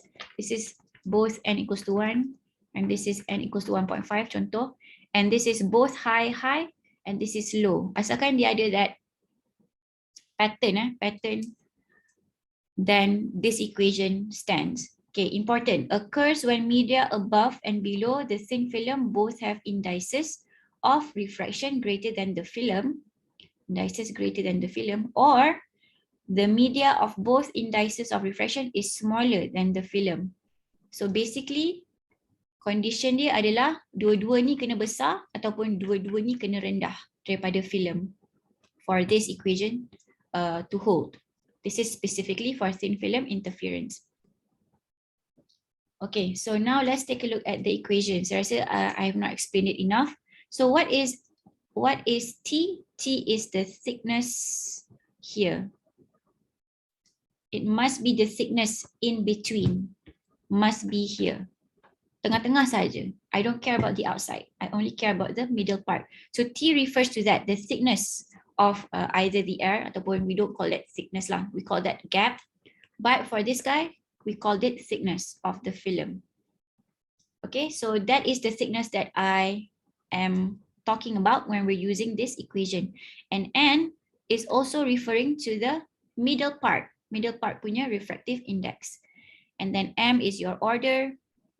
And lambda is just lambda lah, wavelength. Okay, so very important, remember N and T must refer to the middle part. Okay. So next one, this is our third situation. We had, the first one was air, glass air, ataupun air, film air, and then we had glass air, glass, right? The third one is, we have air, we have silicon oxide, I hope so, and this is silicon. Ataupun silica. No, this is silicon. Okay, so a coating on a solar cell, there are two phase changes on each surface. Total path difference is delta L to NT. Now let's take a look at it. So here I have my light. This is my boundary. Air is going to be smaller in refractive index than the silicon oxide. So what happens is it will have a phase change sebab daripada low to high. Okay, but what about the light inside this silicon oxide? So silicon oxide and silica, this guy is high. Now this guy is low. So low to high. When it strikes this boundary, what happens to the reflected light? It will have a phase change. So dua-dua ni ada phase change. When both have phase changes of 180 degrees, your path difference is now delta L equals to 2 NT. Is this important? Yes, because now your equation for constructive interference terbalik. Tadi 2nt equals to m lambda for destructive. But now it's for your constructive. When does it happen? It happens when dua-dua ada phase change. And for destructive, it is your constructive equation for satu phase change, satu tak ada phase change. Okay, so to summarize. So kalau salah satu ray, one ray has phase change, only one, then this equation is for constructive and this equation is for destructive. If both rays ada phase change, so let's say ray number 1 and ray number 2 both have 180 phase difference with respect to the incident, bukan with respect to dua-dua ni, with respect to the incident light, with respect to WRT, with respect to the incident light. Then your equation for constructive is this guy and your equation for destructive is this guy. Dia terbalik. Itu saja yang kena ingat. Okay, so hopefully with this information, you guys can answer that one question. Okay, moving on. Kita buat example sikit. Tak habis lagi ya? Tak habis lagi. Banyak lagi sebenarnya. I hope we can make it. Okay, so example 12.4. So what is the minimum thickness? Looks similar to your quiz question. What is the minimum thickness of a soap bubble film of n equals to 1.46 on which light of wavelength, so this is our lambda, this is our n, shines, assuming one observes constructive interference of the reflected light. So we're talking about constructive interference, but we need to know whether ray 1 and ray 2, adakah dua-dua ada phase change ataupun salah satu saja. We have to identify that first. Okay. So we're talking about a soap bubble film, and we are going to assume that it is in air. So ini bukan soup, and this is soap. My God. So this is air, soap and air. Because dia tak cakap benda lain, so we are going to assume that is the case. So my incident light in air encounters a boundary. This is from low to high. Therefore, we have a phase change. Kan? Okay, and then this incident light ada boundary lagi. This is high to low, and there is no phase change. So when only one ray has a phase change, what equation should we use? We should use this guy for constructive interference. Okay, now kita pakai 2nt equals to m plus 1 over 2 lambda and 2, this is n for the middle part. For the middle part, wajib n for the middle part, this is the thickness of the soap and equals to, kalau kita cakap minimum, then your m is equal to 0. Minimum Kalau nak cakap m equals to 1 boleh, tapi we're not going to talk about the minimum lah. Here we want to know what is the minimum. So m is equal to 0 plus 1 over 2 times with the wavelength. So I'll simpan this nanometer here because whatever answer that I get, it will be nanometer. So thickness is 85.62 nanometer, very, very thin, in order for me to get constructive interference of the reflected light. Kalau wavelength 500. Okay, any questions about this one? Macam senang kan? What is the trick to this question? Knowing ada phase change ke tak, itu saja. You have to know that one. Itu yang paling penting. And then just using the right equation for thickness of film. Okay, moving on to the next one. A silicon monoxide thin film of thickness 97.4. So kita ada T, kita ada N. Is applied to a camera lens made of glass. So this dude is higher in refractive index. So air, this is our silicon monoxide thin film, and this is the camera lens. This is the XIO. This is air. Okay, so kita ada N of the silicon. We have the N of air. We have the N of the glass too. And this guy is high, and this guy is high, and this guy is low. Okay, so let's try to figure out what happens to the light. Okay, so we have an incident light. This is the boundary. What happens from low to high? There will be phase change, lambda 2 ataupun 180 degrees. And then this guy goes pass through and we have another boundary. And this is also low to high because SiO is smaller than glass in terms of refractive index. So what happens is that this guy will also have lambda over 2 change, phase change. So when both have phase change, which equation should we use? When both have phase change, two phase reversals, we use this as our constructive interference. This one. So 2nt equals to m lambda. Kita nak cakap pasal, this one, sorry. Oh, we're talking about destructive, sorry. We're talking about destructive. So destructive is destructive, two-phase reversals, this one. This is destructive interference punya equation for two-phase reversals ataupun dua-dua ray ada phase difference. Okay, so this equation is what we're using. Remember, we have to take this one, N and the T. So 2, 1.545 and 97.4 is the thickness T. This is N, this is 2. 0 plus 1 over 2, lambda. Lambda is whatever that we get using our calculator. Now, apart from knowing the phase change, sama ada ray 1 and ray 2 dua-dua ada phase ke tak, ataupun ray 1 ada ke, ada phase change and ray 2 tak ada ke, that is very important. The next important thing is laying your structure. So here they did not say silicon oxide ada air ke tak ke, but they told us the thin film is applied to camera lens made of glass. So basically we know that silicon oxide ni, SiO ni, mesti atas glass. Atas silicon oxide ni apa? Kena pandai-pandai assume lah air. And below this guy is air. But kita go through 3 je lah. So air, silicon oxide and glass. Okay, any questions about this one? Everyone's okay? Okay, from low to high, phase change. High to low, no phase change. Itu saja yang kena ingat. Alright. Now we're moving on to single slit diffraction. So let's take a look at what we have learned so far. We talked about Young's double slit experiment. Kita dah cakap pasal phase difference. We talked about the path difference. Apa yang cause constructive interference, apa path difference yang cause destructive interference. We also talked about interference in thin film. And we discovered that when we go from low to high refractive index, kita akan ada phase change.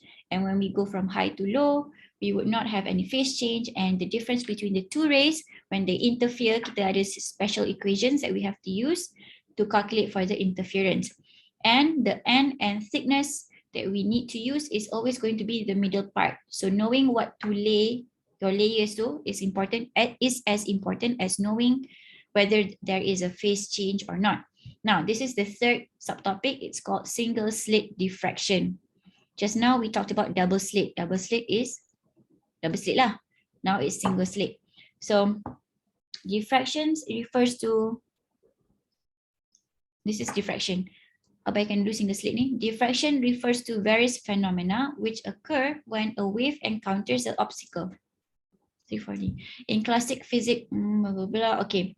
So basically what happens is we are always assuming that light, when they pass through a slit, they akan form wave fronts. This is what we're assuming, and it is true.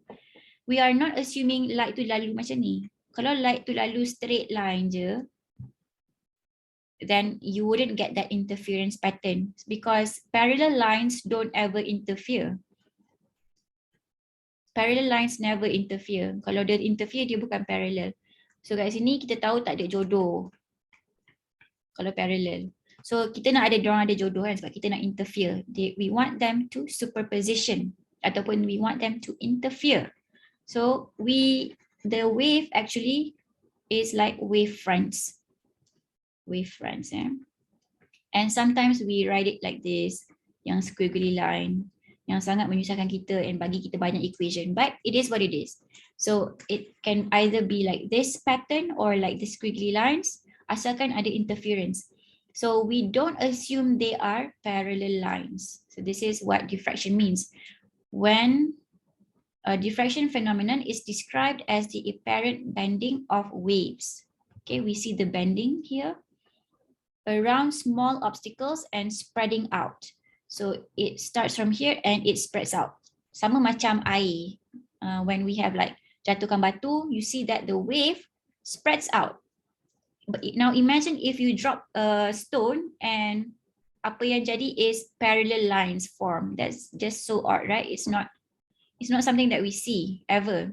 So when you drop a stone, what you see is this wave front spreading out. So this is called diffraction. Even for water, it's called diffraction. Okay. So diffraction is the slight bending of wave as it passes around an edge of an object. Ataupun, yelah, dia berjumpa dengan edge kan. So there is your bending there. So this is based on the Huygens principle. I hope I'm pronouncing it correctly. Okay, I'm going to skip this one. Okay, so if the opening is much larger than the wave's wavelength, the bending will be unnoticeable. Susah nak tengok. So kalau benda alam ni besar gila and this is like big and the wavelength of your wave is smaller, then it's not very apparent. It's there, but it's not really noticeable. But when this guy is small compared to your waves, then you would see the nice pattern of diffraction. The wave that we're talking here is not light, it's water. So water. So here you don't really see it. It's there, but you don't really see it. But when your slit is smaller than your wave, then you would see the diffraction pattern spreading out very nicely. Okay. So single slit diffraction, when we shine a light through a single slit ataupun a single opening, what we see is a bright band. Central bright band, and then we have like bentuk ni macam ni lah, macam bulat besar and then dark fringe, red fringe, and then ada lagi. Sekejap, let me draw this. You would see something like this. I don't know if you've seen it before. And this is if you have a slit that is rectangular.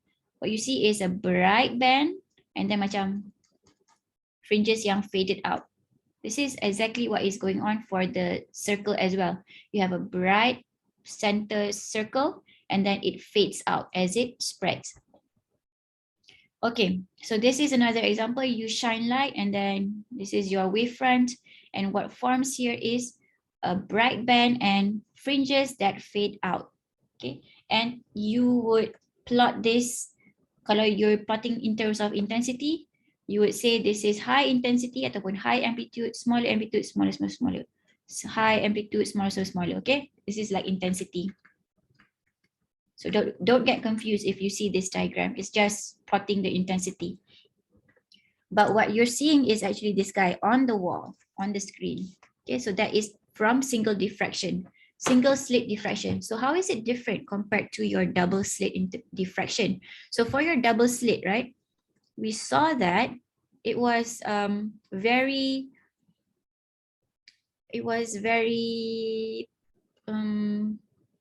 seragam, I would say that, seragam. So for example, you had like the center fringe, then like this, kan, macam tu kan rupa dia.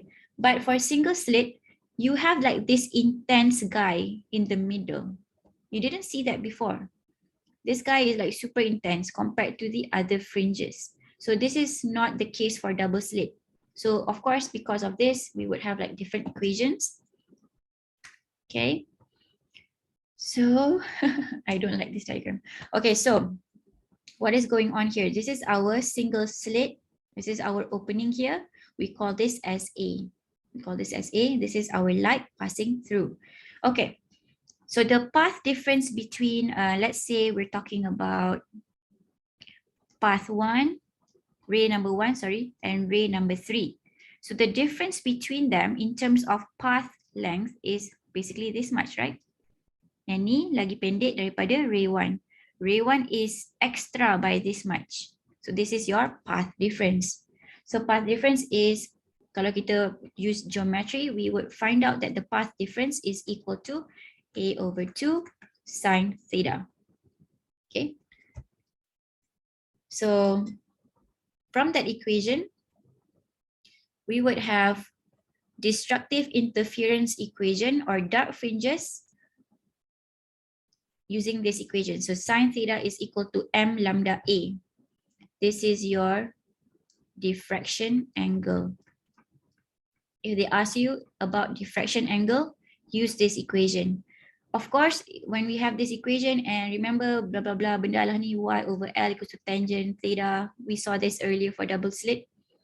Same case over here, we put this into our equation and we get our y position. Ym equals to m lambda L over A. What is A? It is the slit. Okay, this is our slit width. And m is your order. The order for your single slit for destructive starts from 1. Previously, we saw m always started from 0, always. But for single slit, tak boleh. Kena start from 1. And the equation is specifically for dark fringe. Does it have a bright fringe? Ada, tapi kita tak belajar. So this is only dark fringe. So dark fringe equation is equal to y equals to m lambda L over A. Nampak macam sama kan? Nampak macam sama dengan double slit, tapi double slit was m lambda L over D. For bright, I think so. Saya pun tak ingat sebenarnya, banyak sangat equation. What was it? Bright fringe double slit. Yes, this one. Double slit double slit. So kalau dark, the m plus 1 over 2 lambda, right? Okay, back to that one. So untuk single slit, the equation is y equals to m lambda L over A. For destructive and for dark band. So dia terbalik. This is for bright double slit. D is your distance between the two slits. A is your width of the slit. Besar ke kecil ke? Okay, because we are concerned about that. Sebab dia form that central band kan. Okay, so position of dark fringe is given by this equation, and if they are talking about diffraction angle, you have the other equation. Sine theta is equal to, lama ada meeting. Kejap. This one, m lambda over A. Okay, just keep that in mind. Okay, so if we're talking about the distance between two dark fringes, basically our equation tells us dark fringes, right? So dark fringes, saya pakai hitam ni sebab dark fringe, bukan bright. So this one is bright, this is bright, this is bright. So how do we know what is the size of this central width ataupun this super big bright fringe? We find out what is the distance between y dark fringe over here and y dark fringe over here. So if we can find that out, plus 1 and this is y minus 1, we would know what is the size of this central fringe. So the width of the central fringe is given as y1 minus y minus 1. Okay, kita nak tahu distance kat sini. So it is equal to 2 lambda L over A. This is your other equation for single slit. And kalau nak cuba derive, basically it's y1. So you plug in 1 over here minus with y minus 1. So this is y, this is minus 1. So 1 minus 1, you get 2 lambda L over A. Okay, sangat penting equation ni. Of course, yang ni pun sama lah. Okay, and the summary that I gave you in WhatsApp, if you're not aware, has all these equations in a table form. So please use that. It's very helpful. Okay, moving on. Okay. This laser light is 632.8 sent through a of 0.3 millimeter. Please convert this to meter. What is the width of the central maximum? On central maximum, we're talking about the bright big band. So the equation is y equals to 2 lambda L over A. We saw this already, so just plug it in. 2632 times 10 to the minus 9 must be in meter, and then your L L is screen distance to the slit, 1 meter, and then divided by the width of the slit. So you get your 4.22 times 10 to the minus 3 meter. Okay. Next one. The infrared radiation of wavelength 12.2 micrometer, this is your wavelength, passes through a single slit. So kita kena pakai equation single slit. If the separation between the two first order minima, first order is talking about first order, dua-dua, separation between them. So y1 minus y minus 1 is 0.44 millimeter. Basically, this is your width of your central bright band, right? So it's 2 lambda L over A. So is that what they did? They found out what is A. Okay, and your screen is 84 centimeter away. L is 84. What is the width of the slit and the diffraction angle? So from this one, we can solve for A because we already know what is y1 minus y minus 1, 0.44, sorry, 0.4 millimeter.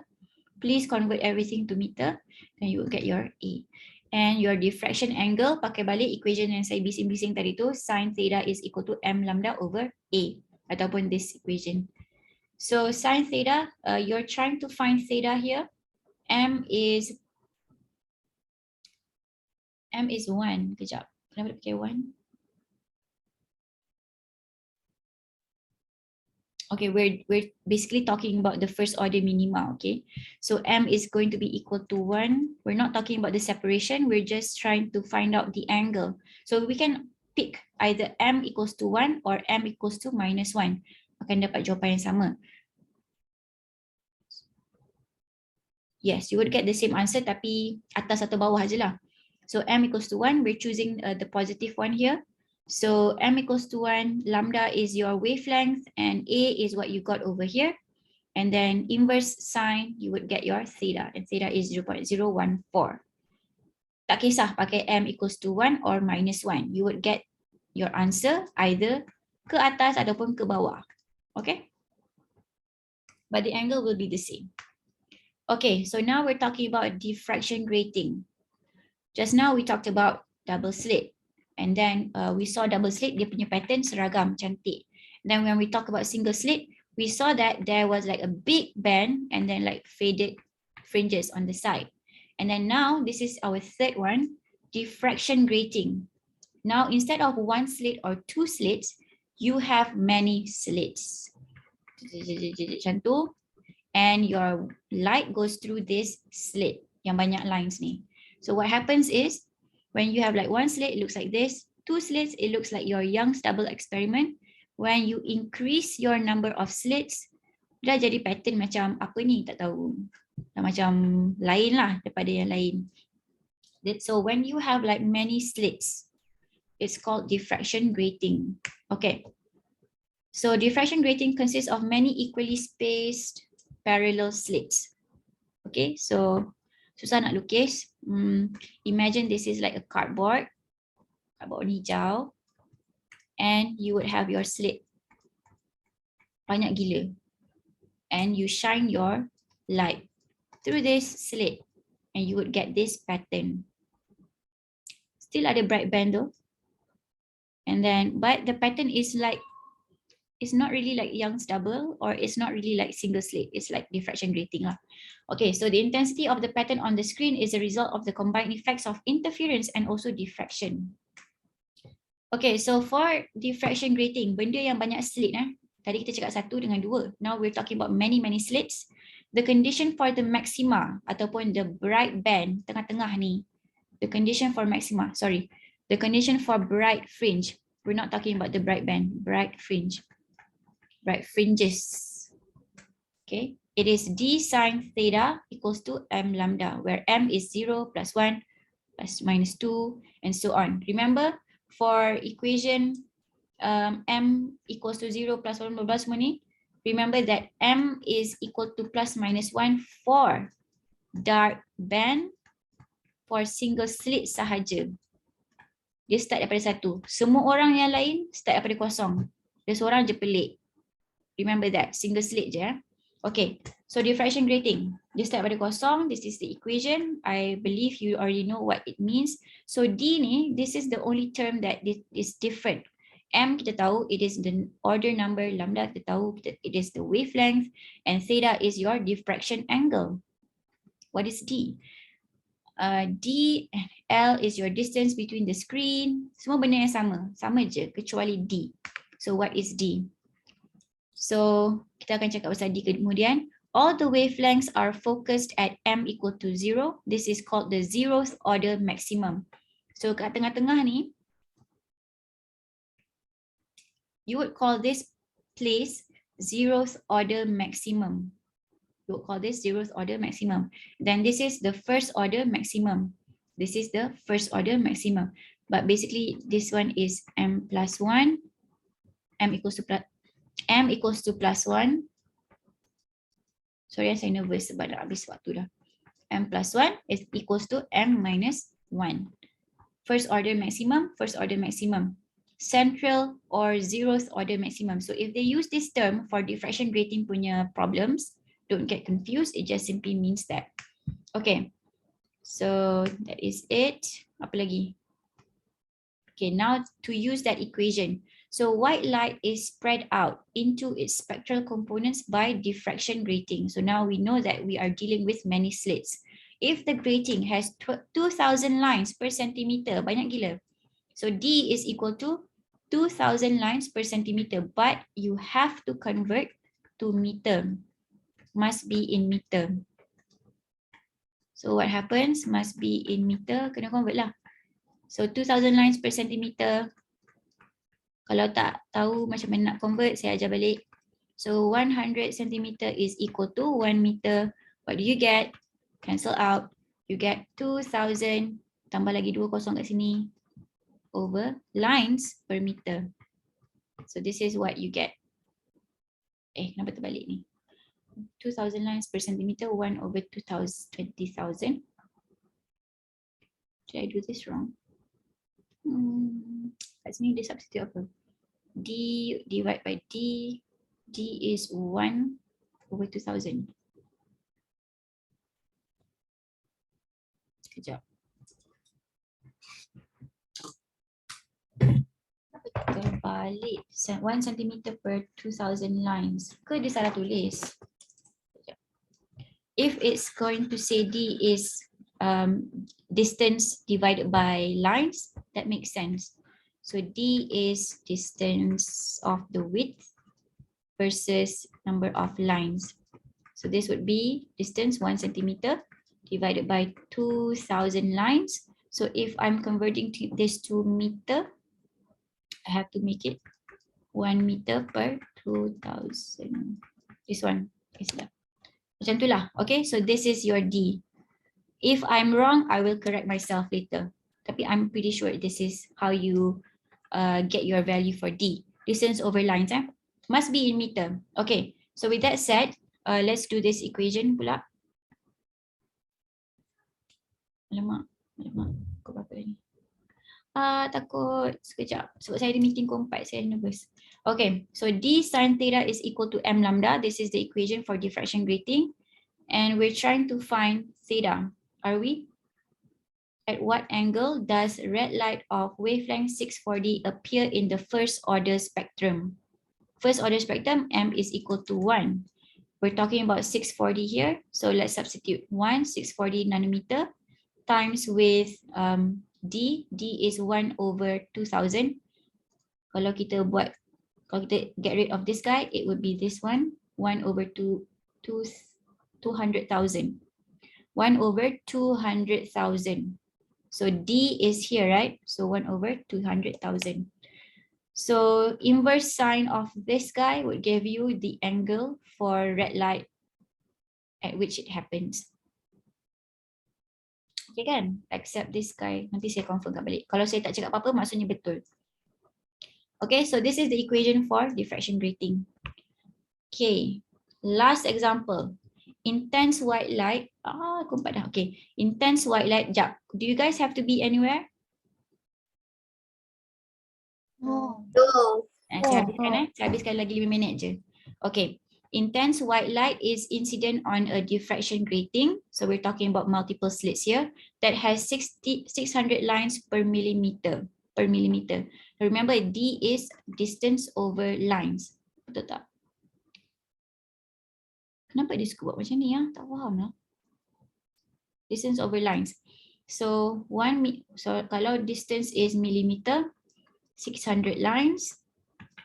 And if we want to make it into meter, then it must be 1 meter over 600 times 30. Betul tak? Sama. Ni conversion je kan. If you don't know how to do it, please revise because kita banyak pakai conversion. Okay, so now it's asking us what is the highest order in which the complete visible spectrum can be seen using this grating. What is the highest order in which the complete visible spectrum? Complete visible spectrum. Okay, what is visible spectrum? Visible spectrum extends from 350 nanometer to 700 nanometer. I need to text them that I'm going to be late. Sekejap.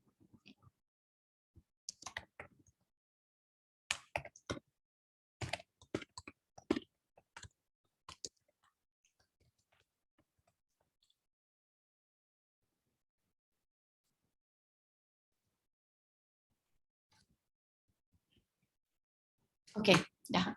Alright, so 350 to 700. This is your visible spectrum.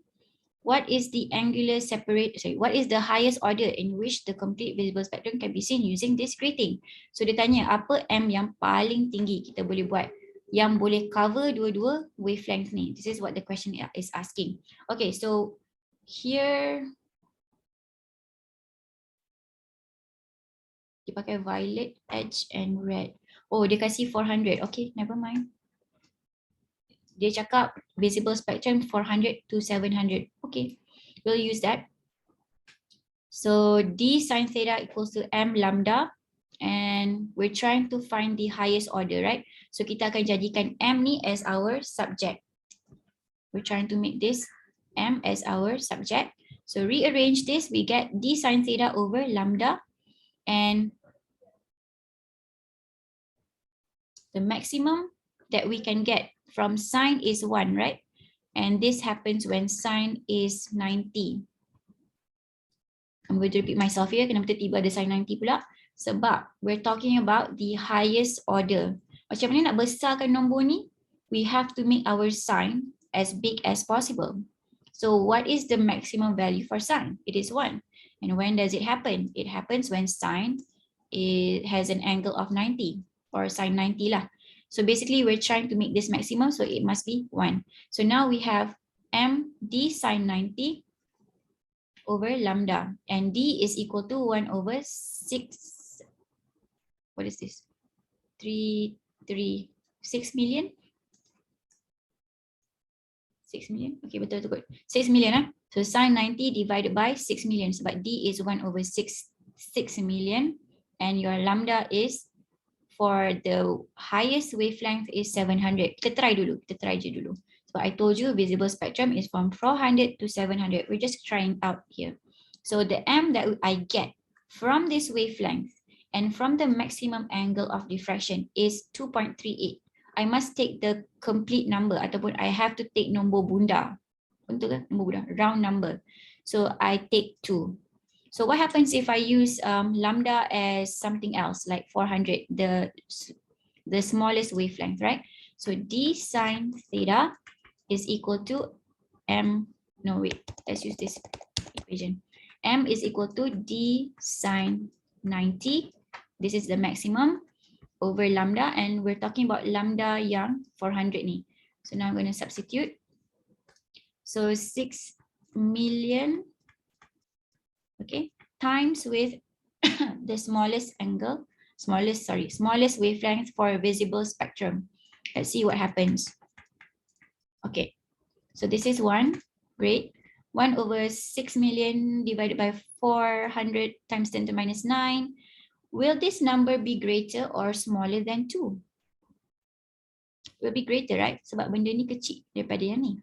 So if this is greater, let's say we get 4. I don't know. Let's just use the calculator. Jangan malas sangat, betul tak? Okay, 1 divided by 6 million times 400 times 10 to the minus 9. I would get 4.17, which is, if I'm trying to find out the highest order kan dalam nombor bunda kan? So this would be 4. So why am I not using 4? Why am I using 2? Kenapa? Kenapa saya pakai 2? Kenapa jawapan dia 2 instead of 4? I got 2 answers here. Which one should I choose?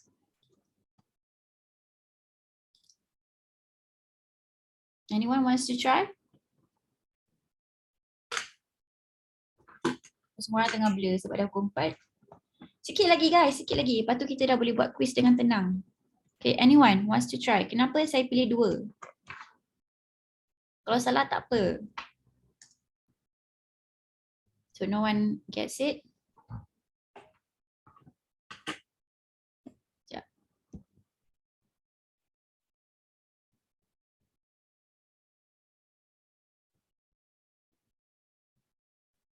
Kena approve. Okay. Okay, so the answer is, kenapa jawapan dia 2 instead of 4 is because what is the highest order in which in which kita akan nampak semua wavelength ni. Kita nak semua wavelength nampak. So kalau saya assume kita tengok 400 je, then saya akan nampak sampai 4 order, M equals to 4. But if I want to see this entire spectrum daripada 400 ke 700, remember 400 is violet, 700 is red. I want to see all the colors of the rainbow, all the colors that we can see using our eyes. So for this 700, dia hanya akan nampak dekat M equals to 2. So kalau saya nak nampak semua violet to red, I have to stick to the lowest order. Walaupun kita tengah tanya what is the highest order, tapi highest order yang nampak semua. So nampak semua untuk 2. Faham ke kenapa? It's like confusing. Faham So 2 saja, M equals to 2 nampak red dengan violet, dua-dua nampak. Tapi kalau saya ambil M equals to 4, saya hanya akan nampak violet, which is 400 sahaja. I wouldn't see the 700 wavelength, which is not what I want. Okay, so next one. What is the angular separation between violet edge 400 and red edge 700 of the first order spectrum using this grating? So it's asking us what is the angular separation theta between this guy and this guy. So kita kena pakai equation d sin theta equals to m lambda. And we have to solve theta untuk violet and solve theta for red. So just use m equals to 1 untuk dua-dua sebab kita tengah cakap pasal first order. Okay, so for red, it is m equals to 1 and red punya wavelength is 700 and our d we already know it's 1 over 6 million. So this 6 million, it goes up here and inverse sine gives me 24.83. This is for m equals to 1 for red. And then for siapa nama dia? Violet, d sin theta m equals to 1, m lambda and m equals to 1. This is the wavelength for violet. And I find out what is the angle of diffraction. So the difference between this angle and this angle is called the angular separation. Okay, I know it's a lot for today. I'm so sorry. I wish we had more time. Tapi itulah. Okay, so with that said, dah habis. Okay, nak recap ke tak nak? Okay, so single slit diffraction. Tengah-tengah dia macam ni rupa dia. Intensity dia sangat intense kat tengah-tengah, kat tepi-tepi ni dia macam nak tak nak je dia. For double slit interference, it is much more, the pattern is much more uniform. And for diffraction grating, it means that you have many slits. Okay, equation dia ada dalam table yang saya bagi dalam summary. This is double slit and this is single slit. Okay, dah ada dalam nama. Okay, so perbezaan antara tiga-tiga ni yang saya nak highlight is for single slit, equation dia start m equals to plus minus 1, plus minus 2, etc. Yang lain semua start daripada kosong. Plus minus 1. equals to plus minus 1 blah blah blah. Equation dia ada masing-masing. You have to look at your book for the equations. But I hope you understand what the ym means, what L means, what D means, what A means, what M means. Apa lagi? T, M, lambda, what lambda means. Okay, so that is it. Habis dah. Congratulations, habis dah syllabus. And all the best for your quiz. I am here. You can ask me as long as you're not asking me about the exact question quiz. You can ask me. Theory in general. Okay, so all the best. It's open book, so don't worry about it. You have until Friday. I hope everyone can finish by the end of Wednesday because I want you guys to focus for other subjects too. Okay, bye-bye. Take care, everyone. I have a meeting to go. Bye-bye. Thank you, Doctor. Thank you, Doctor. Bye. Doctor. Ya, Thank you, Doctor.